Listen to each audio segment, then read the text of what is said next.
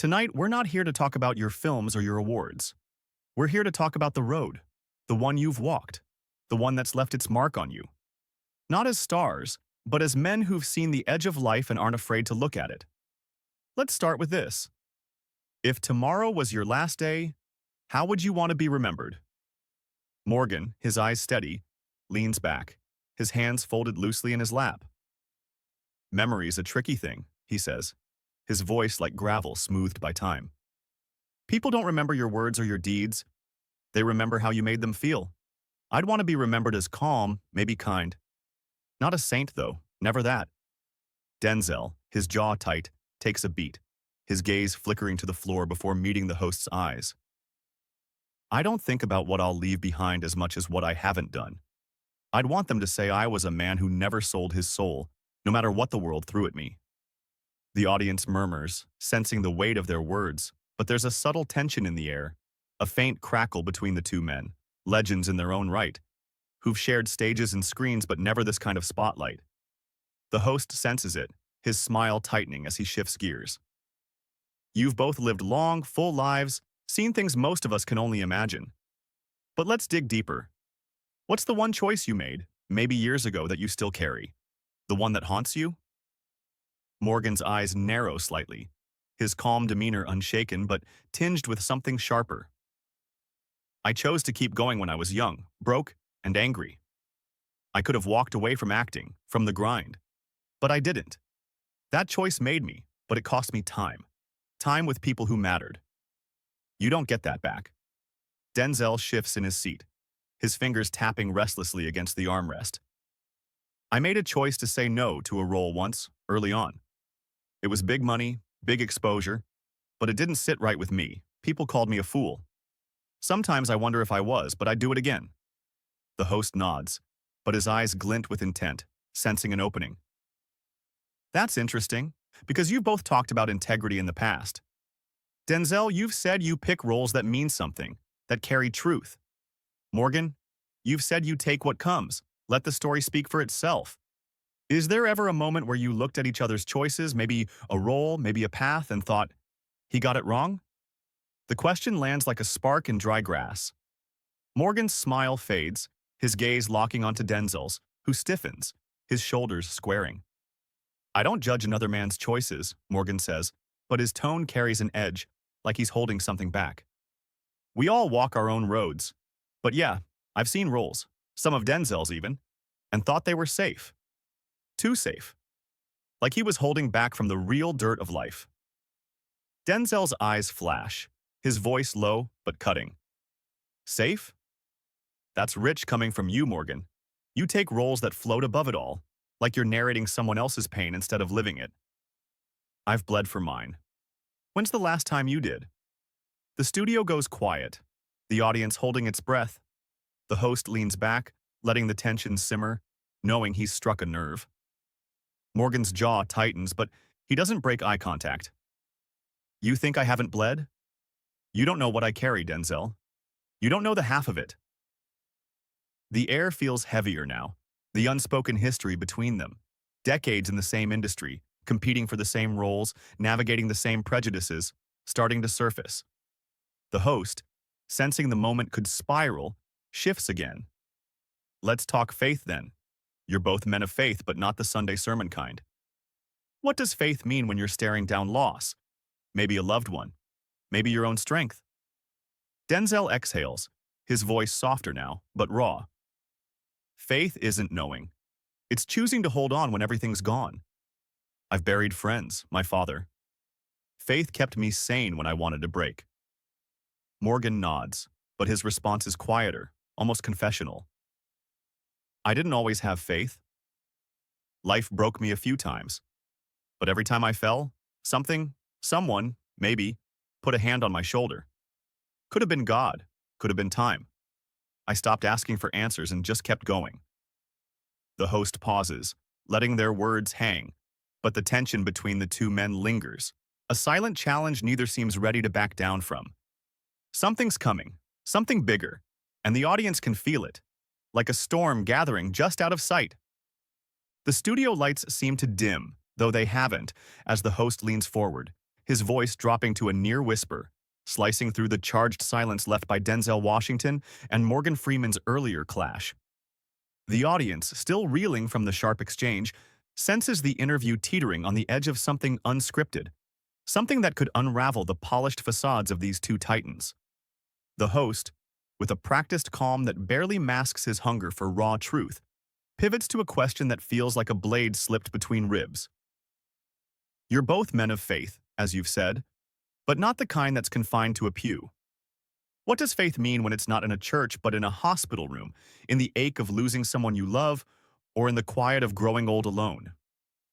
Denzel's eyes, still smoldering from Morgan's jab about playing it safe, softened for a moment, his fingers loosening their grip on the armrest.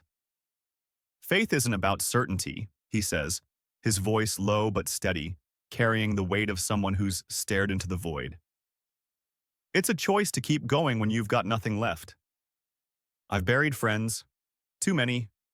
I buried my father.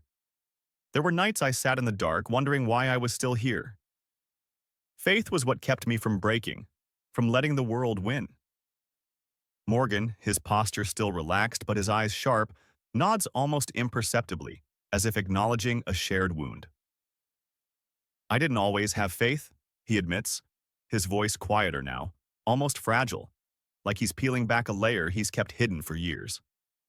Life broke me more than once. I've sat in those hospital rooms, watched machines beep out the last moments of someone I loved. Each time I fell hard. But every time, something pulled me back. A hand on my shoulder, maybe a stranger's kindness, maybe time itself. I don't know if it was God or just the stubbornness to keep breathing. Faith, for me, came when I stopped demanding answers. The audience is silent, hanging on their words, but the tension between the two men lingers, a taut wire ready to snap. The host, sensing the moment's weight, pushes further, his tone gentle but relentless. That's powerful. But let's go deeper. Forgiveness. You've both lived long enough to be hurt, betrayed, maybe even by people you trusted most. How do you forgive them?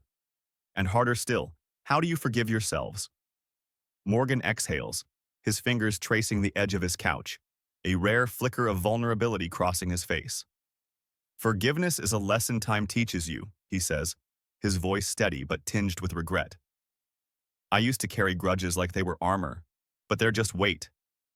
I learned to forgive when I realized time isn't infinite. You can't carry that baggage forever. I forgave a friend once who turned his back on me when I needed him most. It wasn't for him, it was for me to let go. Forgiving myself? That's harder. I've missed moments, birthdays, quiet nights with family, because I was chasing something bigger. I'm still working on that. Denzel's gaze shifts, his jaw tightening as he listens, and when he speaks, his voice is raw, edged with a bitterness he can't quite hide. Forgiving others is one thing. I've done it. People who lied, who used me, who thought I'd bend. But forgiving myself? That's the fight. I've missed moments too, Morgan. Times I wasn't there for my kids, my wife, because I was on a set, proving something to the world. I've stood in front of mirrors and hated the man looking back, knowing I could have been better. You learn to live with it, not because you want to, but because you have to. The host nods, but his eyes dart between them, catching the unspoken friction. Two men who've walked parallel paths but now stand at odds, their differences laid bare. He leans in, his voice dropping again, stoking the fire. You've both talked about carrying regrets, but let's talk about the industry you've built your lives in. Hollywood's a machine, and you've both navigated it differently. Denzel, you've been vocal about turning down roles that didn't align with your values. Morgan, you've said you take what resonates, let the work speak. Has there ever been a moment where you looked at the other's career and thought, not just, he got it wrong, but he compromised? The question is a match tossed into gasoline. Morgan's eyes harden, his calm cracking just enough to show the steel beneath. I don't think Denzel's compromised, he says, his voice measured, but cold. But I've seen him pass on stories that could have shaken people, stories that weren't pretty but were true. You talk about bleeding for your roles, Denzel, but sometimes I think you're afraid to get too close to the mess of it all, the parts of life that don't resolve neatly. Denzel's face tightens, his hands clenching into fists for a split second before he forces them open. "Don't talk to me about being afraid, Morgan," he snaps, his voice low but venomous. "You take those roles, the ones that let you glide above the pain, narrating it like you're untouchable. I've been in the dirt, man. I've played men who were broken, who didn't get redemption. You think I'm scared of the mess? I live in it. What about you? When's the last time you let yourself be vulnerable, not just wise?" The audience gasps softly, the air thick with the weight of their words. Morgan leans forward now, his voice dropping to a near growl. "Vulnerable? You don't know what I've carried, Denzel. You don't know the roles I took because I had to, not because I wanted to. You think I haven't been in the dirt? I've been buried in it." The host, sensing the moment slipping toward chaos, interjects, his voice smooth but urgent. "This is raw, real. Let's pull it back. Let's talk about legacy again. You've both built something extraordinary, but you've also seen how this world chews people up. What's the one thing you wish you'd known when you started? Something that would have changed how you walked this path?" Denzel exhales, his anger simmering but not gone.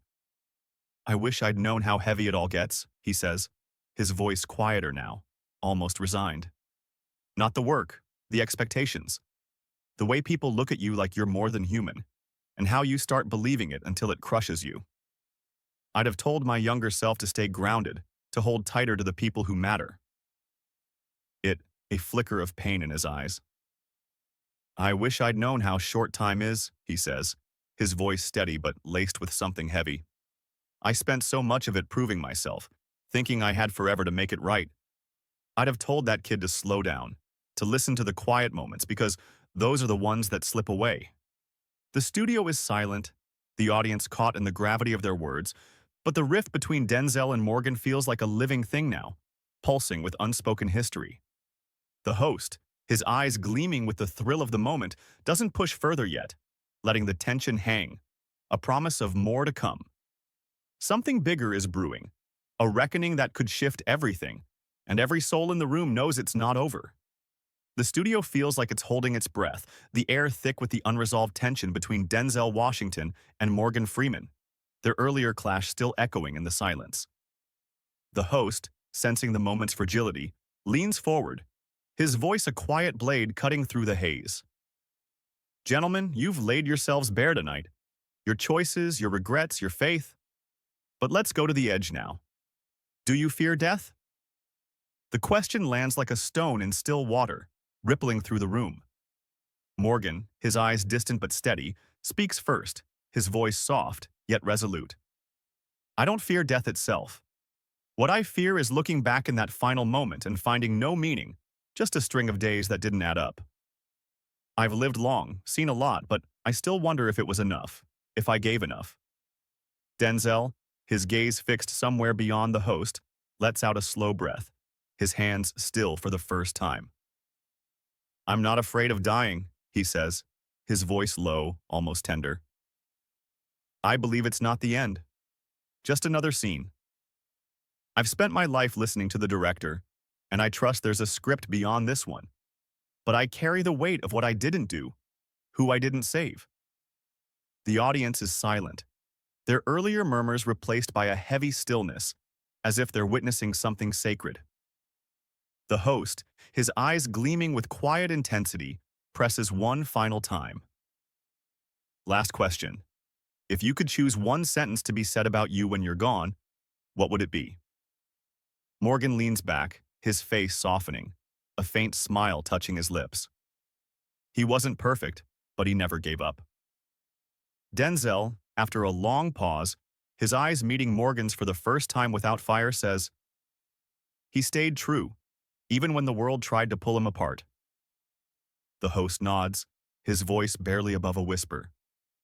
"Thank you, gentlemen."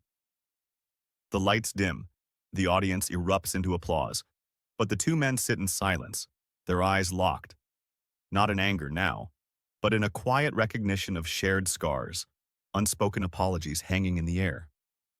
The camera lingers, catching the weight of their gaze, leaving the question of whether they'll reconcile or carry this rift forever unanswered.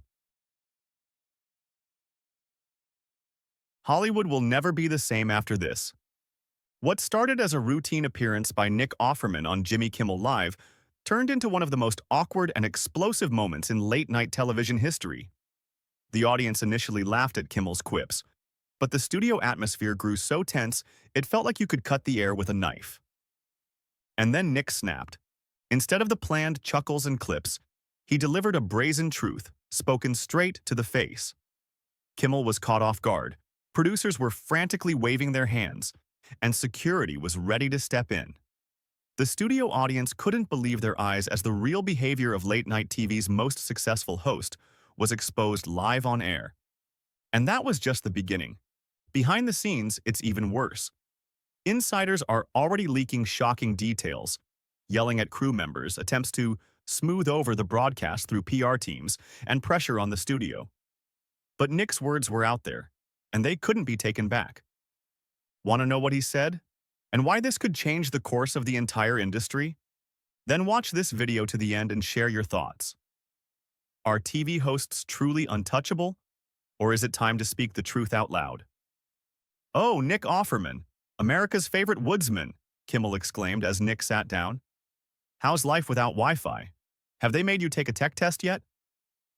"I passed the test," Nick replied evenly. "Turns out I still have a conscience." Laughter from backstage, a bit delayed, a bit forced. Kimmel didn't back down. "You wrote a column accusing, let me see, cultural sterilization of the nation through fear of manual labor?" he said, raising an eyebrow. "Sounds like your character Ron Swanson on acid. Or maybe it sounds like a reality that no longer fits the TV format." "Okay," Jimmy grinned, a little sharper. "Be honest, do you really believe America's degrading because of TikTok and oat milk coffee shops?" "No," Nick said slowly. "I believe America's degrading because we stopped valuing the people who build, grow, and heal. Because in this studio, they know more about picking a filter than assembling a chair." Kimmel snorted, as if touching a sore spot. "But you're one of the winners in this system. TV shows, memes, branded axes. What do you have to complain about?" Silence hung like August before a storm. "That's exactly why I'm speaking," Nick said, looking straight into the camera. "Because when those with something to lose start talking, it means things have gone too far." Kimmel leaned closer. His voice grew quieter, sharper, like a razor. "You just can't accept that time moves on, that you're no longer the voice of a generation, that others are speaking now, younger, more progressive." Nick raised his eyes. His gaze was heavy, like wet stone. Then his tone shifted. "Progress? You call it progress when your parents disappear from hospitals because their insurance plan became inefficient? When girls from small towns buy insulin on the black market because no congressman could say no to a donation?" No applause followed. Kimmel looked down but quickly regained control. "Maybe it's just time to exit the stage while they still remember you? Not everyone wants a lecture about insulin on a Wednesday night." "I'm not everyone," Nick shot back. "I'm here because as long as I have a voice, I won't let this country pretend everything's fine. When my friends, carpenters and nurses, survive between 2 shifts on pizza and bupropion, that's not progress. That's genocide, just without the marches." For a moment, the broadcast froze. The camera zoomed in, as if drawn to the truth. "Well," Kimmel said, "let me ask one last question." "Go ahead." "When you're a grandpa and your grandson asks, 'What did you do when America was breaking?' will you tell him about this broadcast?" Pause. Nick didn't look at him. He looked at the audience, as if he could see them on the other side of the screen. Real people, hunched in armchairs, holding evening tea, with faces that had seen more than allowed. "No," he said calmly. "I'll say I started with one sentence, and you know the rest." The room didn't applaud. Kimmel adjusted his tie. The audience waited for a joke, but the joke never came. Only silence. The cameras kept rolling. The pause wasn't cut. "You know, Jimmy," Nick's voice grew sharper, his tone metallic, like a blade. "You could show a bit more respect, instead of joking like you're some damn fool who gets away with everything just because you've got a mic." Stunned silence in the studio. The cameras kept running, red lights blinking, as the sound engineer suddenly looked up from the console. Kimmel blinked, unable to believe what he'd heard. Then he smiled, reflexively, because that's what he was trained to do. You? You just called me a damn fool on live TV? Yeah. And you know what? Nick leaned forward. His gaze not a movie, not a character, not a meme. I didn't say it for effect. I said it because you're part of the culture that mocks while the house burns. Sorry, what do you want to hear? That we're all clowns dancing while the country's falling apart? This is television, Nick. People want to laugh. People want the truth, Offerman interrupted. But the truth scares you, because then you'd have to strip away the glitz. You'd have to admit, Jimmy, that you make $8 million a year while your viewers choose between medicine and the electric bill. Someone in the audience shifted in their seat. A woman in the third row gripped her husband's hand. Everyone felt it. This was no longer just television. You're going too far, Kimmel said, losing control. You came here as a guest, but you're acting like some self-righteous crusader who thinks he owns the stage. I'm not a guest, Nick stood up. I'm an American who's tired of watching culture get turned into a cheap trick, of seeing my generation called backward because they don't know how to make reels but know how to hold a country together. Kimmel jumped up. You're just an old guy nobody's scared of anymore, he shouted. That's it. You're here because you're afraid of fading away. Like VHS, like rotary phones, like your idea of dignity. And you're afraid someone will turn on the light, Offerman replied calmly, and see that your empire is built on shame, on humiliation, on laughing first so no one laughs at you. In the studio, only the sound of his voice remained. No music, no applause cues. Why is it so important to you to humiliate someone trying to tell the truth? I'm not humiliating anyone. I'm hosting a show, Kimmel insisted, but his voice trembled. You came here with your morals. This is Hollywood, buddy. You either sell out or you don't exist.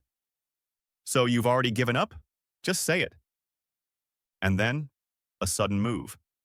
Kimmel waved his hand, signaling to the producer. Commercial. But the control room froze.